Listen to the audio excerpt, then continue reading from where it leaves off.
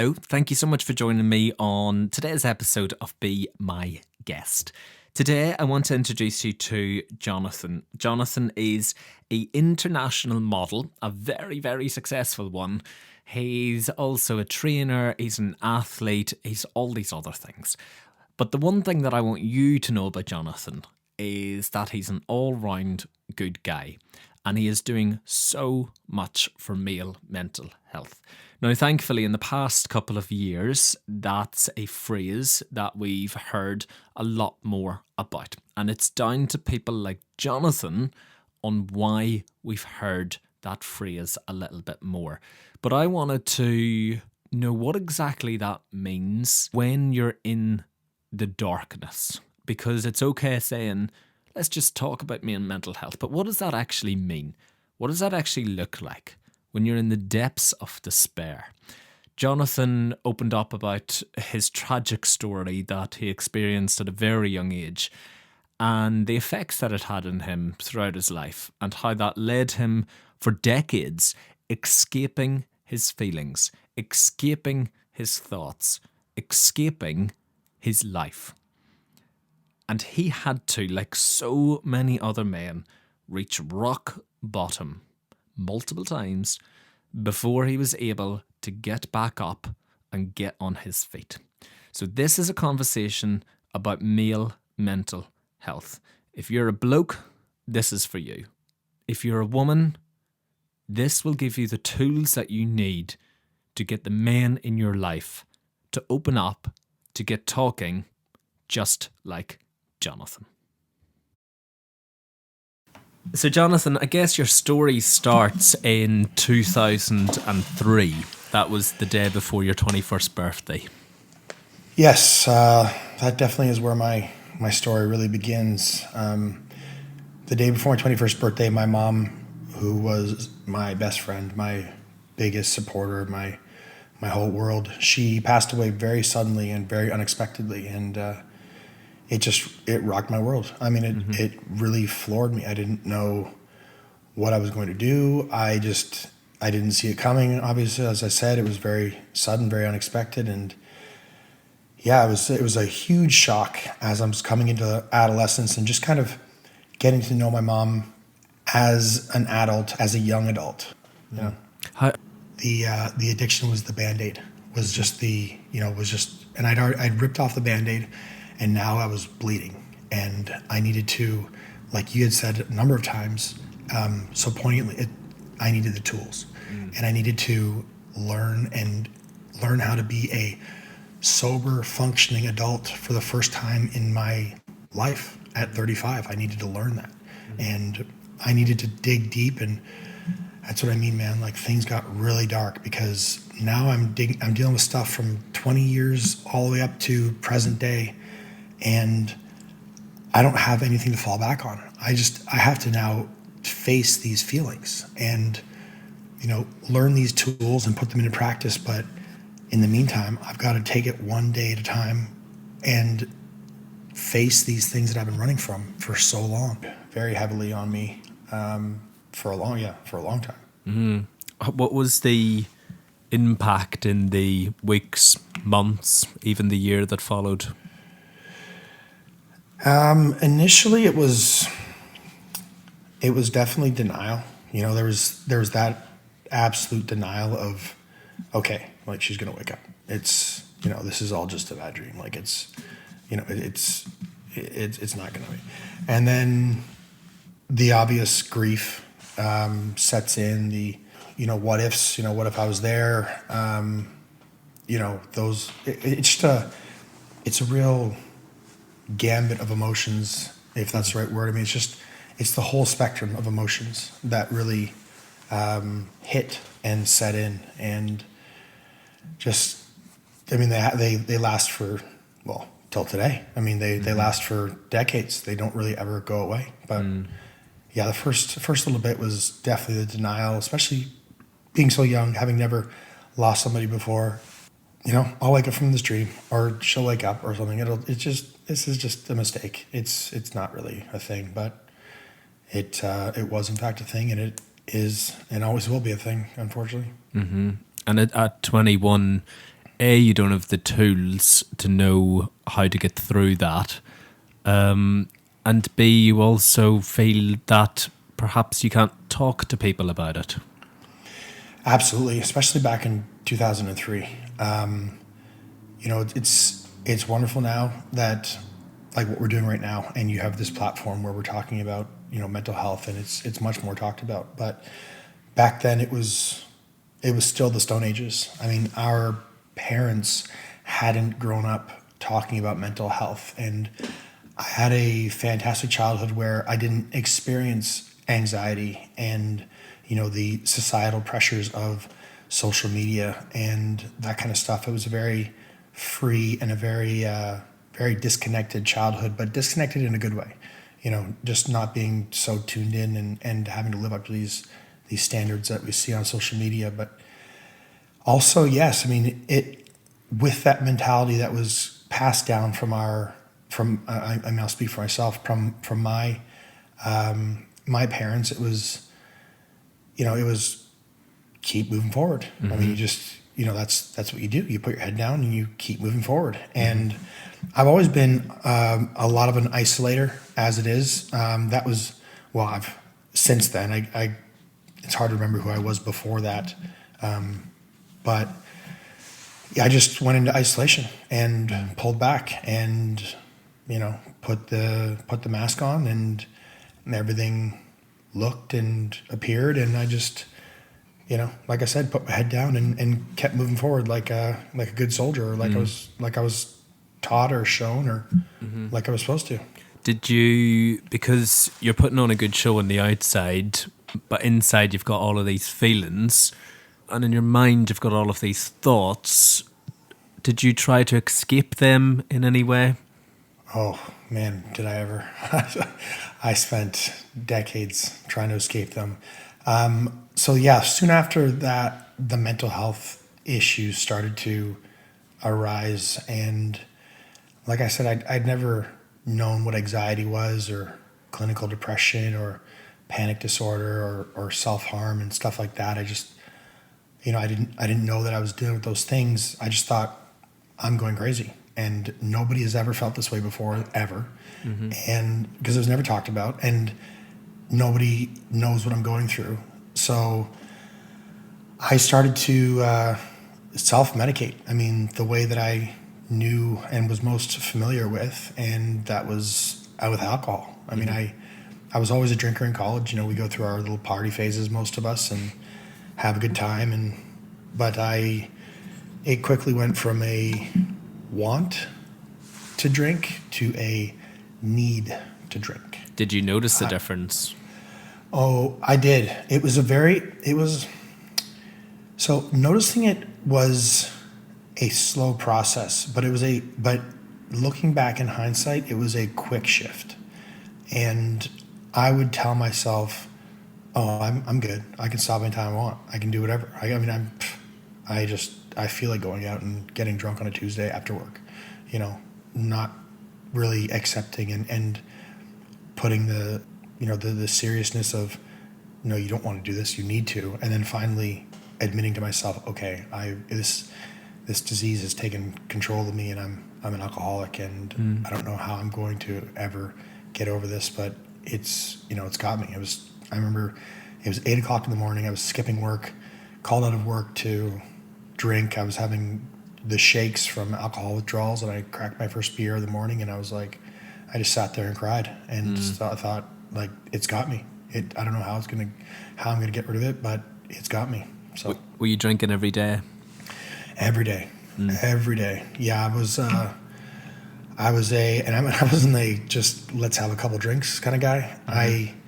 I was really escaping my reality, so it was drunk every day. I thought at the time it was pretty cool. I'd go into the beer store, and they would see me and get my order out and bring what I have my regular out. And now I look at it, I'm like, I can't believe that I got to that place where, I'd walk in and they'd know, but it was just an every single day thing where I had to, and like I said, I pretended I fooled myself or told myself that it wasn't until it was right there, blaringly, obviously, just, I couldn't escape it. And I think that's the thing, because a lot of times you tell yourself that it's okay because, or I can do it because, and a lot of those excuses could be, I can do it because I know how to stop. I can do it because I can choose when I want to do it. It's okay because I'm young. This is what young people do. And there's a multitude of excuses in your mind that you can come up with. Yes, you're absolutely right. And because, and again, I always say whenever I speak and talk about my story, I'm not a preachy non-drinker. I think that everybody should and, can and should do whatever they want. And if people can, moderate their alcohol intake and live a prosperous, healthy life, then I'm like, more power to you. I couldn't, but you're right. You make so many excuses because especially alcohol is so normalized in society. It's so prevalent in society and pop culture and movies and all that kind of stuff. And it's, you have a bad day. Your friend's like, oh, I'll take you out for a drink. You have a good day. You get a promotion. It's like, oh, let's go get a drink to celebrate. And it's the holidays. I haven't seen you for a while. Let's have a drink. I mean, it's so normalized that, you don't really take into account that it is, what it is until, like, for me, it was too late. You ended up in a medical facility as well, didn't you? I did. So I always say that I got very lucky because I got a very bad case of acute pancreatitis, and that's severe inflammation of the pancreas, and it's sometimes brought on by bacteria. In most cases, brought on by alcohol. In my case, absolutely brought on by alcohol, and it put me in the hospital for just under a month. While I was in there, I'd have 5 blood transfusions. I lost 40 pounds in the first 2 weeks and then 60 pounds in total. And I almost died twice throughout my stay while I was in there. And I was kind of like, I grew up in a traditional, whatever you want to call it, kind of household where if I did something wrong, I would get a spanking. And it wasn't because my parents had a bad day and they wanted to take it out on their son. It's because I had a lot of energy and I wouldn't have gotten the message otherwise. So I always look at this like one of my adult spankings where I needed it to be that serious that I really got the message. And oh man, did I ever. I remember laying there in the dark hospital ward and, there's the machines that are beeping and keeping me alive, and I'm 25 years old at the time now, and you're 25, you think you're invincible, and I'm laying there in my facing my mortality. It's what I needed, but it was very severe, but I needed to be that severe. So was that it for you? Did you drink after that? I checked myself into the hospital the day before Canadian Thanksgiving. And I was diagnosed with pancreatitis, and I was in severe pain, but I wasn't ready to give up on alcohol yet. I wasn't ready. So after 3 days, I checked myself out of the hospital, and I went back home, and I had a fridge full of beer, and that's what I was going back to, just going right back to it. So I went home, cracked a beer open, took a sip, and immediately the pain just, shot through me. And I spent, I think it was 4 days at home. I couldn't lay down because my stomach was distended. I couldn't sit up. I couldn't eat. I couldn't sleep. I couldn't do anything. And I was just slowly dying at that point. And then my father took me to a clinic. They rushed me into the emergency room. They said I got there just in the nick of time. I didn't have maybe 24, maybe 48 hours. They don't know, but I got there just in the nick of time. And that was the other part of my 3-week stay where after that I was like, okay, now I'm done. This is enough is enough. So I haven't touched it since. It's been 16 years. Congratulations. Thank you. I really appreciate that. And I would love to talk more about the recovery of alcohol addiction. And a lot of times when I speak to people who've been through addiction and are in recovery, that's kind of where the sort of center point of their story comes, and they start talking about recovery and hope and building their life back together again. But with your story, it's slightly different because the feelings are still there from before. They're not quite sorted out yet, but there's more trauma to come. And only if you feel comfortable to do so, Jonathan, if you would share with me when you moved to Florida, what happened.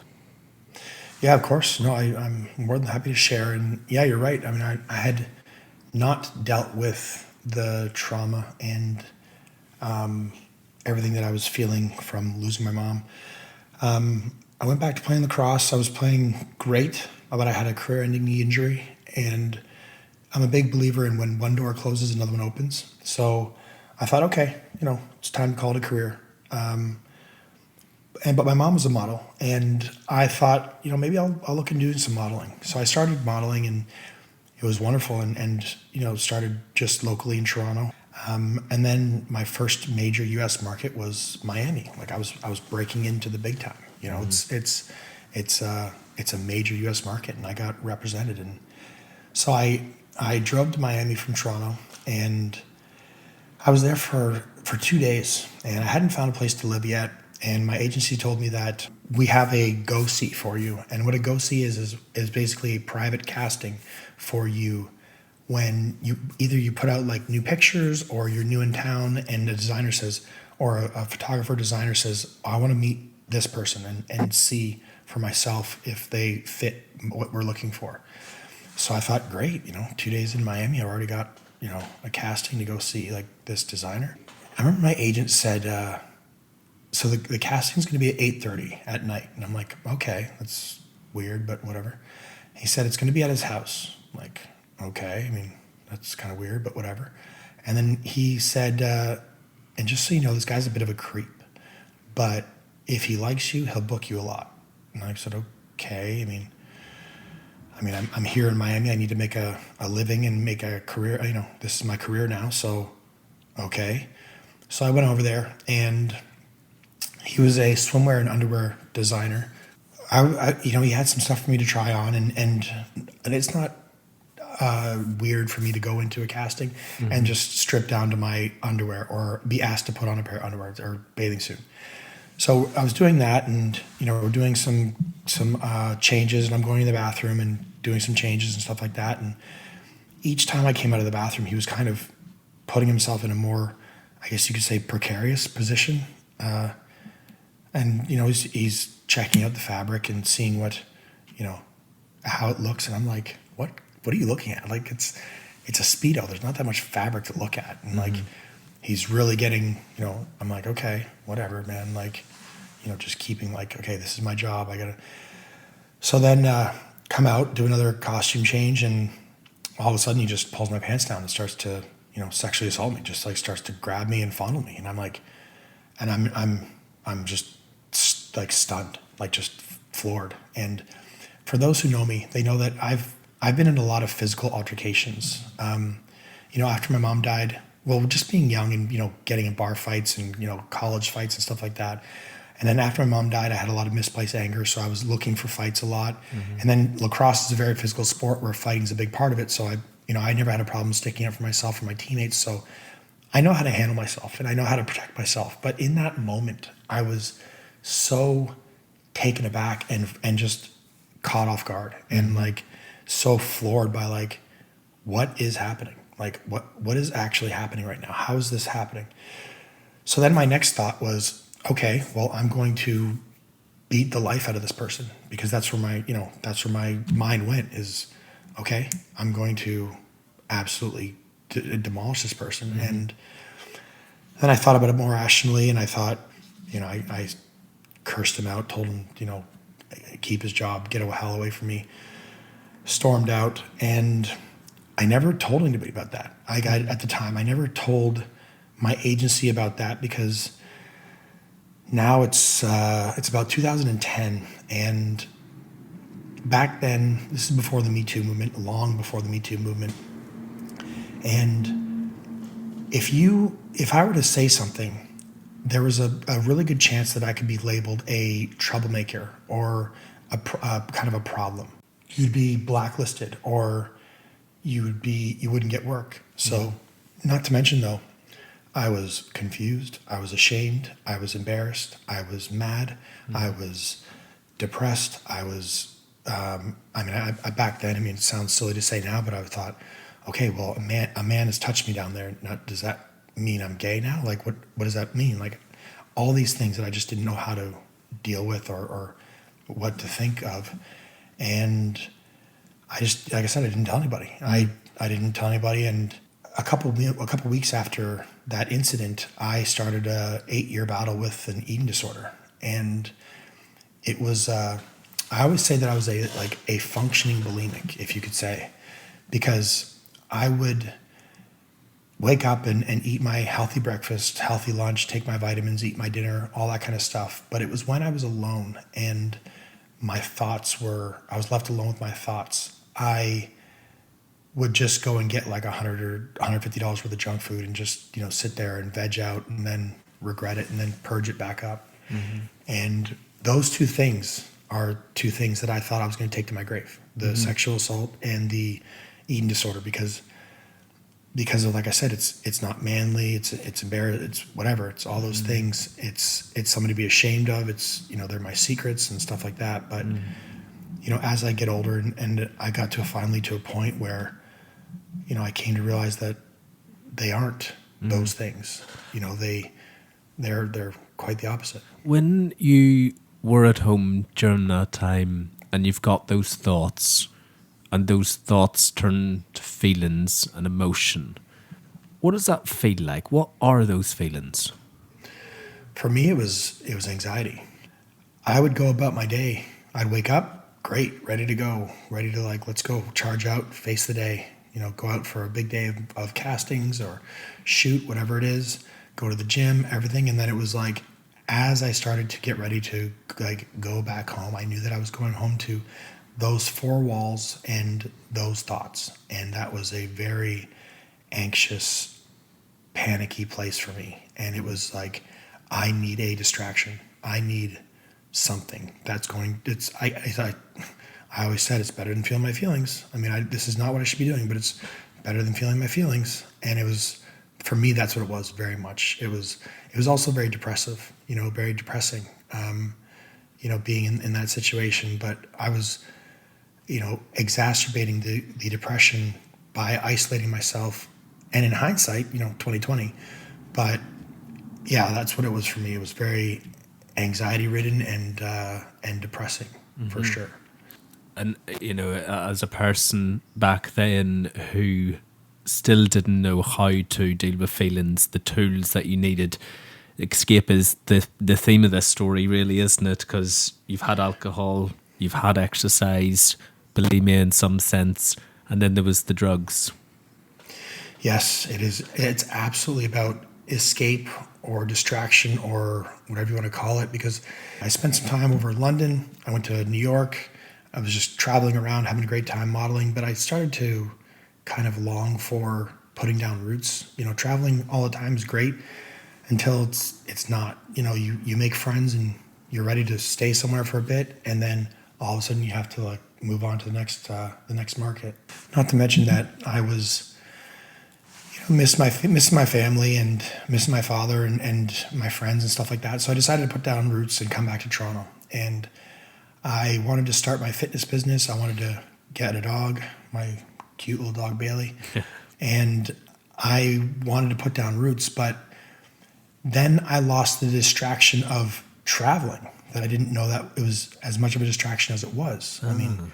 You look back at it and of course you pop up in different cities and everything's new and stuff, and it's a big adventure. And then, once you start getting into the grind of everyday life, I lost that distraction as well. So when I got back to Toronto, I realized that I had too many feelings, and, drugs were definitely the answer for those, the next step in my distraction or avoidance. And I was also taking Adderall because I had heard about this great thing where you can focus and get things done, and you're not as hungry, and you can get ripped and you can really be productive. But I was abusing it big time. I'd be up for 4 or 5 days at a time where I'm just locked away in my house. If I didn't have any clients or shoots for a period, I would just go on these binges where I would, literally 3, 4, or 5 days like at a time, I'd be awake, just locked away in my house. And I've had dozens of rock bottoms, and a lot of people that I talk to, and a lot of things that I listen to about people with addictions and stuff, is we go through dozens of rock bottoms most of the time. And a lot of the time, the ones we go through on our journey are not as severe as the final one that gets us to stop. But I still had all these feelings, and I didn't know what to do with them. And for years, I'd been taking just not recreationally, but just a little bit here and there. I've been taking these muscle relaxing back pills because I had aches and pains from working out or from my lacrosse days or whatever. And each pill had 500 milligrams of what's called methocarbamol and 200 milligrams of ibuprofen. And I'd take them and I'd be smoking weed, and I'd take a couple extra and be like, ooh, I feel kind of loose, like a little bit extra loose, like, huh. So when I got rid of all my other substances, all that I had left was these pills. And I thought, okay, now it's time to really go all in on these pills because that's all I have left. And I very quickly got to the point where I was taking, every single day, I was taking 100 pills of these muscle relaxers, 50,000 milligrams of methocarbamol and 20,000 milligrams of ibuprofen every single day without fail. 100? 100 pills a day. I would go in the store. I would buy the generic version. It was like $38 and something. I'd come home. I'd dump out like a handful of 35. I would just swallow them. They're big like horse pills too. I would just swallow them. And every single day, without fail, the bottle would be empty, and I would go back to the drugstore every single day. And I did that for probably, I think, 5 or 6 months. And I started to see that I was losing weight, and I didn't have motivation, and I was having fainting spells in my apartment. I was fainting, and I fainted and cracked my head open, woke up in a pool of blood, and I'd be in public, and I'd be lightheaded, and I'd think, oh, okay, well, I took 100 pills the day before. Of course, I'm lightheaded. But I would start to freak out thinking, what if I'm driving and I faint and I hurt somebody? Or what if I'm, in the middle of a grocery store and I cause a scene and I faint? And, again, with regards to the alcohol, it's the same thing where it was like, I was making up all the excuses as to why I was feeling the way that I was. Mm-hmm. I didn't have enough carbs. I didn't have whatever. But it was very obviously those pills. And I finally got to the point where I realized that, okay, it's these pills. Went home that day, didn't take them, woke up the next morning to go to a shoot. And I remember I was brushing my teeth, and I couldn't hold my weight up. My knees were buckling. Like as I'm just standing there trying to brush my teeth. So I messaged my agency. I said, I'm going to the hospital. I'm going to the emergency room. And I had a massive intestinal ulcer from these pills eating away my digestive tract. Wow. But I didn't see any blood in my stool, in my urine. I was still doing the bulimia thing a bit, even still as a release, but I didn't see any blood there. It was just being, leaked into my stomach or my cavity, into my organ or intestinal, whatever. And, I thought, okay, enough of this. So I went home, and things got a lot darker before they got brighter. Mm-hmm. So I thought, okay, I'm 35 years old. I've been doing this for a long time, and this is not working. This plan of mine I have is not working. And compartmentalizing and just ignoring all these feelings and thoughts and all the things that have happened, starting with my mom passing away, and then all the things that have happened along the way, ignoring them's not fixing anything. Mm-hmm. So that's when I decided that I was going to change it up, and I was going to go and do therapy and go sit down with somebody. But for the longest time, I had stayed away from that because I thought, therapy's for wimps. I'm not that guy. I'm not going to sit there and have somebody judge me. And it's funny too, because therapy's expensive. I mean, I always had money for drugs. I don't have the time. I always had time for drugs. So, but I got to a breaking point where I thought, this is not my life. Did you think that you needed therapy for more than the addictions? I.e., did you go to the therapy in order to get clean, to get sober, but not realizing it wasn't anything to do with that? It's about the feelings that led to that. It was actually kind of the opposite. I knew that I was going to therapy to deal with the unresolved traumas, and the addictions were a byproduct of those things, because I'd had my moments with all of these substances where I pushed them out of my life, but I knew that there were reasons why I was doing this. So I went there like ready to unpack these boxes of trauma and of avoidance and other things that had happened in my life. And the addiction was the Band-Aid,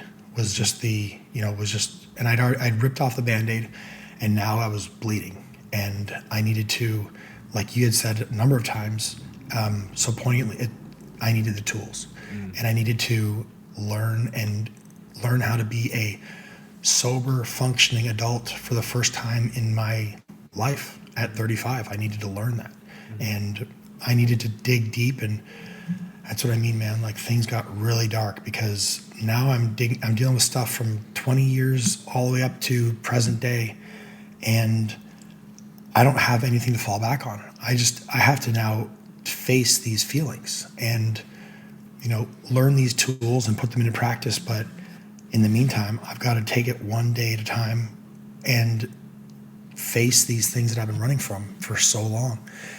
And it was hard, but with that mentality of growing up on the farm and knowing that we're going to do 11 hours of hay today because we need to, and or the athlete in me and saying, okay, I'm going to today we've got a game and I'm going to play my best, and I want to be like, I put that same mentality towards it and dug deep and rolled up my sleeves and said, this is not going to beat me. This is absolutely not going to get the better of me. And that's what I learned. It's difficult to go back there to face those feelings from before, and even if some people are aware of that, it's still a chest that they don't want to open because they fear what's on the other side. And I think also for a lot of men, it's very difficult to go to a place to allow those feelings to come up and to also share that with another person. What is your advice for men in particular who have those feelings? Because sometimes a lot of men find it quite unnatural to do that. It's extremely unnatural. It is extremely unnatural, and especially, like I said, like being of my generation and just the portrayal of men in general. But I would say that it's absolutely necessary. The biggest thing that I've done in the last little while, and this is just recently, that's allowed me to start talking about this and talking about this publicly, is I've forgiven myself. And I've looked back and I've first of all, I've forgiven myself for the mistakes that I've made, the choosing the path of alcohol or drugs or whatever. And I forgive myself because, I was trying my best with what I had. I got off course, but I was trying, and I can say that to myself now, and I can look back and I can forgive myself for that.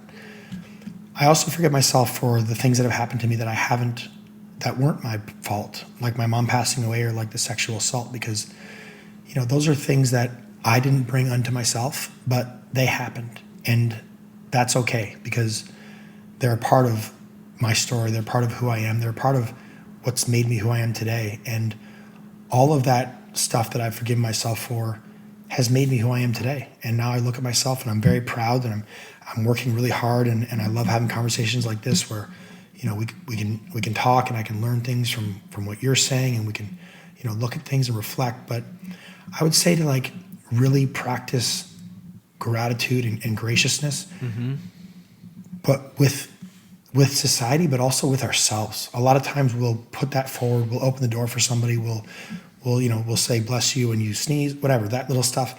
But then we look in the mirror and we're like, you are a piece of crap, man. Like you are, and we really need to turn that inside, like really turn that in on ourselves and to understand, like I said, I thought the sexual assault and the eating disorder thing, I thought those were not manly things. I thought those were embarrassing. I thought those were my secrets and shames I was going to take to the grave. And they're not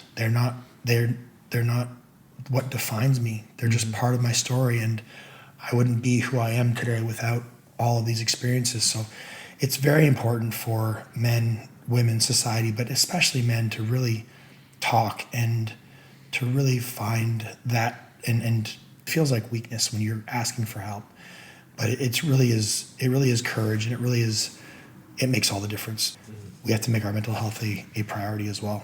And there's a huge denial a lot of times when it comes to addiction, because the argument for a lot of people is, well, this is just who I am, or I'm having fun doing this. But yes, for me, I always find the definition of addiction is that the inability to stop doing something despite the negative consequences it has in your life. And that's how I personally define addiction, and a lot of people have different definitions of it. What's your definition? I completely agree with you. I think you nailed it. You just hit the nail on the head. There are different ways to say it, but what you said is exactly it. It's the inability to stop, and it's seeing everything crumbling around you, and it's the excuses and the lies that you're telling to yourself that it's everything else that's the problem, except for the obvious addiction, whatever's right in front of you. It's really lying to yourself and the inability to stop and tricking yourself into thinking like, yeah, I can do it. I can stop whenever I want. I just choose not to.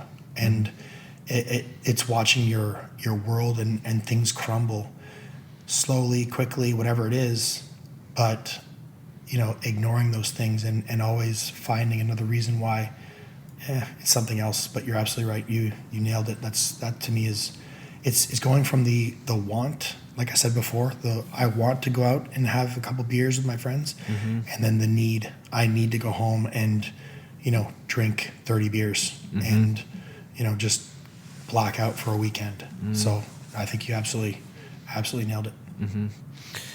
I think a lot of times it's very well and good listening to these type of interviews and these type of conversations and thinking that you want the help, thinking that you actually need the help.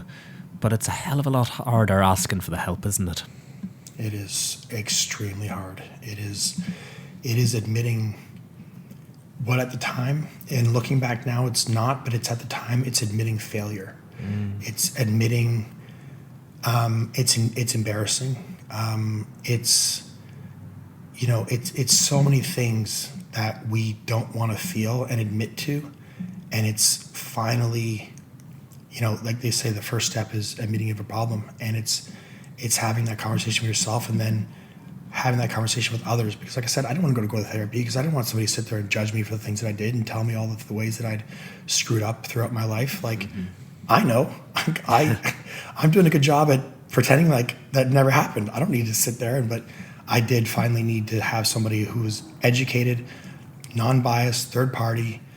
I had friends that I talked to a little bit here and there, but I was very insular with it. I was very good at that mask, especially with the drugs.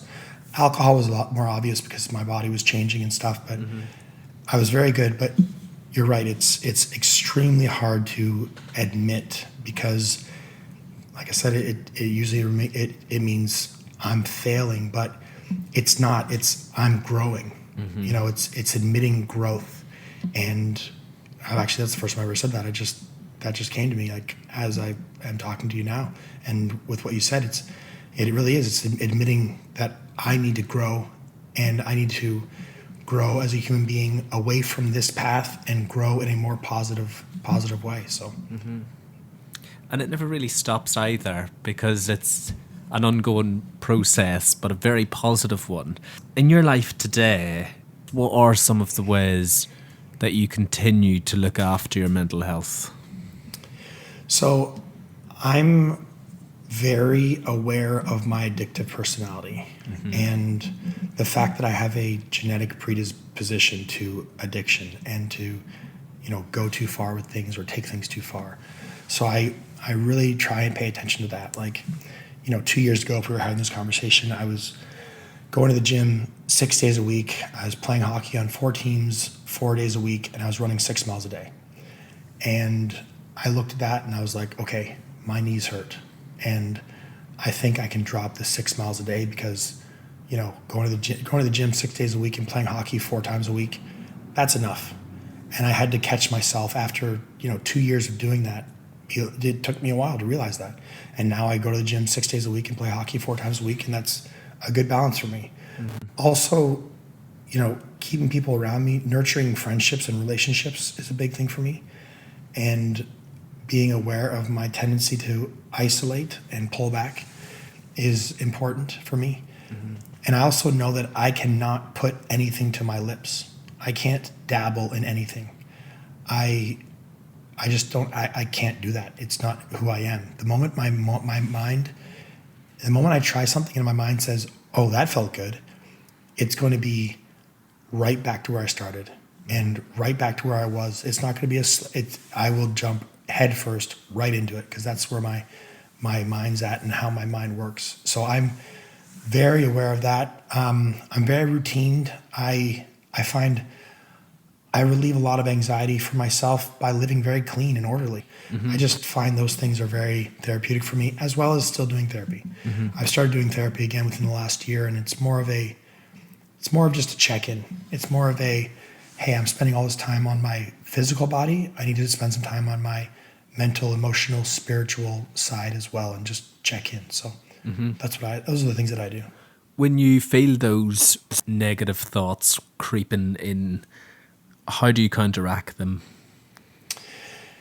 So the thing I love about being sober is feeling the ups and downs, and as opposed to living in a gray space where everything, something good happens, it doesn't feel that great, and something bad happens, it doesn't feel that bad. So I really do appreciate, but like I said, with the ups comes the downs, and it's not all sunshines and rainbow, like by any means, but I hearken back on those tools that I've learned and really our minds are our biggest assets, our greatest assets, or our biggest enemies, and learning how to, take it in one direction or another, and to help myself stay into a positive place and in a present place, and to really face and feel things and not look for a distraction. Again, using those tools and really remembering and putting them into practice when it comes time, like the rubber hits the road.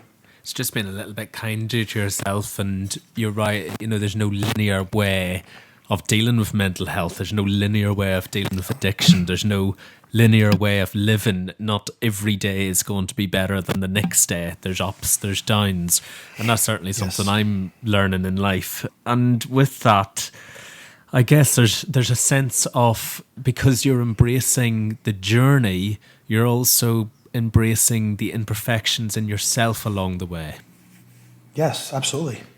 That's a great way of putting it, and I love that part of life now. I love that part of learning and growing. I mean, if you talked to me when I was 18 years old, you needed the answer.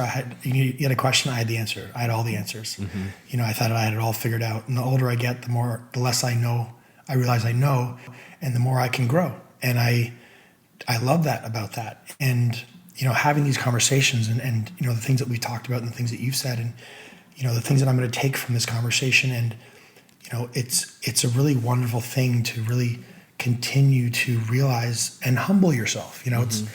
It's great to look at how far you've come and to really appreciate that, because like I said before, we need to give ourselves kudos and gratitude and realize how far we've come, but also that it's a marathon, not a sprint. And we're gonna feel those things, we're gonna face those things, but make sure that you give yourself that credit and just keep learning and growing. The day you think you have it all figured out is the day you get left in behind, and that's in any aspect of life. Totally, I couldn't agree more with that.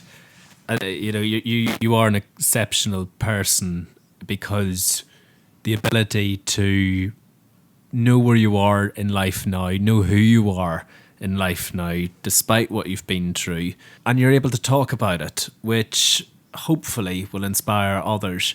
But I think a lot of times with men, when we say talk about your mental health, it can be sometimes misunderstood because, let's be realistic, a lot of men aren't going to go down to their mates, wherever that may be, and start talking about their feelings. So when we say talk about your feelings, we mean ask for help, right? Yes, no, absolutely. I first want to thank you for saying that I'm an exceptional person, because I genuinely appreciate that, you saying that, and I'm just a regular dude, man, trying to figure it out and figure my way out along the way. And yeah, it's a lot different for a lot of people, for a lot of men especially. And if you have that relationship with a friend of your friend group, or not, or break away from the pack and just do something for yourself and go sit down with somebody, or whatever it is. If you're religious, go lean into your spirituality and talk to somebody, whatever it is. It's, whatever, like you said, it's not linear at all. It's very different for every one of us. We are all individuals, and that's what makes the world a wonderful place. We don't want, billions of clones of Jonathan and Rory just walking around to be a boring place. So yes, it's figuring out what works best for you. And if you do have that friend that you have a closer relationship, then, go for it. And if you don't, then, step outside your comfort zone and realize that life happens outside of your comfort zone. It's so easy to get in our comfort zones. And, I spent years in my addiction. That was my comfort zone. And I had to push myself out of that. And I continue to push myself, for the positive and the negative sometimes, or the easy or the hard decisions. You have to really push yourself and know that it's for the greater good, and that, we're absolutely worth it. And it doesn't make you any less of a man. It doesn't make you any less of a person. It doesn't mean you're weak. It doesn't mean you're, a wuss. It doesn't mean you're fragile. It doesn't mean anything. It doesn't mean any of those things. All those stigmas and things that I told myself for years and years. It doesn't make it. Vulnerability is power. Now, I don't think it's for everybody to come on a podcast and talk about it publicly. And for those, I respect completely that, but just know that any form of vulnerability and any form of soul searching, talking about understanding yourself mentally is powerful, and it's necessary for us to be the best version of ourselves, for ourselves, and then for those who are closest to us, and then for society. So then we can just radiate that outwards, and it makes all the difference, man. Yeah, it certainly does. And I want to end by reading something from your website. You write, "I want to extend my heartfelt gratitude to each and every one of you who supports, follows and joins me on this journey. Your unwavering support means the world to me, especially when I open up and share my vulnerabilities. I hope that, in some way, my journey resonates with you or someone dear to you and provides inspiration or solace." Well, I really hope that it resonates with someone listening here today. Thank you, Jonathan. Thank you very much, Rory. I really, really appreciate this, and I think what you're doing is great, and keep doing it. Thank you. Thank you for your time. Thank you for sharing your story. Appreciate you.